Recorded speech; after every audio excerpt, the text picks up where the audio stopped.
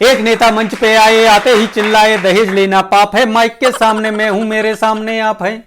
मैं आपकी दहेज रोको संस्था को 20 लाख रुपए दे रहा हूं। नमस्कार, सलाम, सत श्री अकाल। मैं अमित निरंजन फिर एक बार अपनी नई कविता लेके आपके सामने प्रस्तुत हूं। आज की कविता का शीर्षक है मैं ना दूंगी दहेज।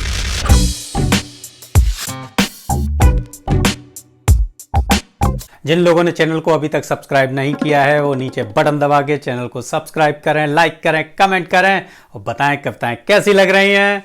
पंडित जी आए और बोले शादी तुम पक्की समझो, दहेज में 20 लाख रुपए, 2 तोले सोना और आटा चक्की समझो।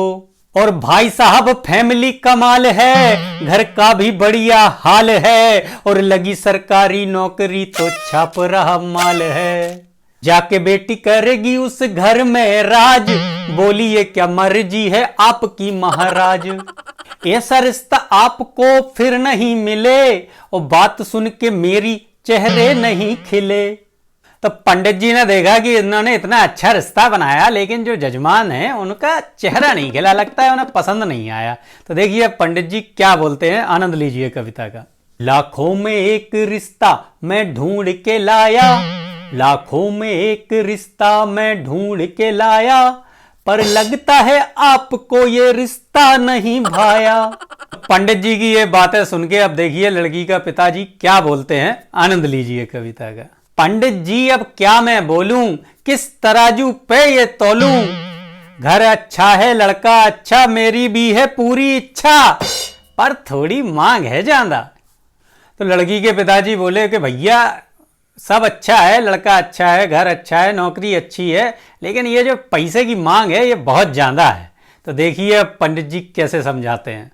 पंडित जी बोले जजमान, पंडित जी बोले जजमान, आप तो निकले बड़े महान, और पैसा नहीं है तो फिर कैसे होगा ये कन्यादान।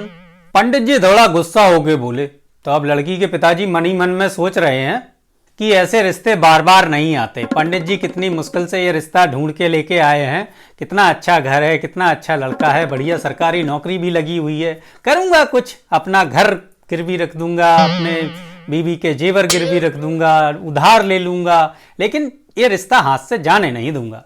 तो ये सब मन में विचार करके लड़की के पिताजी बोले पंडित जी मेरी तरफ से हाँ है। लड़की के पिता ने जैसे ही हाँ बोला तभी वहां पे लड़की आ गई। अब देखिए लड़की क्या बोलती है, आनंद लीजिए कविता का। लड़की को अपने पापा की सारी आर्थिक व्यवस्था का पता था कि उनके पास कितना पैसा है, कैसे बचाया है, कैसे बच्चों को पढ़ाया है। तो देखिए अब लड़की क्या बोलती है, आनंद लीजिए कविता का। ये क्या करते हो पापा जी, ना कर दो इस संबंध को, और पैसों से जो जुड़ती हो मेरी ना है उस गठबंध को। क्या दे के दहेज आप रहे मुझे बेच, क्या बुझा के चूल्हा खरीदेंगे दूल्हा। नहीं करूंगी मैं ऐसी शादी जिससे हो घर की बर्बादी। छोटे घर में चाहे आप दो मुझे भेज, पर मैं ना दूंगी दहेज, मैं ना दूंगी दहेज। मैं ना दूंगी रुपया सोना, ना चक्की ना मेज। मैं ना दूंगी दहेज, मैं ना दूंगी दहेज। ये सुन के पंडित जी भागे, रख के कदम बड़े ही तेज, और कुछ दिनों में मिल गया रिश्ता जिन्हें नहीं चाहिए दहेज। लड़की ही धन है असली, ना दहेज से संबंध करो। घर अच्छा, घर वाले अच्छे, अच्छे बर से ही गठबंध करो, अच्छे बर से ही गठबंध करो।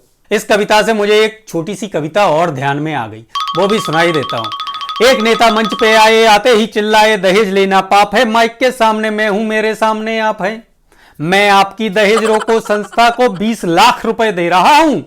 मैं आपकी दहेज रोको संस्था को 20 लाख रुपए दे रहा हूं। यह सुन के एक कार्यकर्ता बीच में से बोला, आपकी दान की रकम सुन के हम हिल रहे हैं। नेता बोला, हिल मत नच, अगले इतवार को मेरे बेटे की शादी है, 10 करोड़ मिल रहे हैं, 10 करोड़ मिल रहे हैं। धन्यवाद दोस्तों, मिलते हैं फिर एक नई कविता के साथ। तब तक के लिए नमस्कार।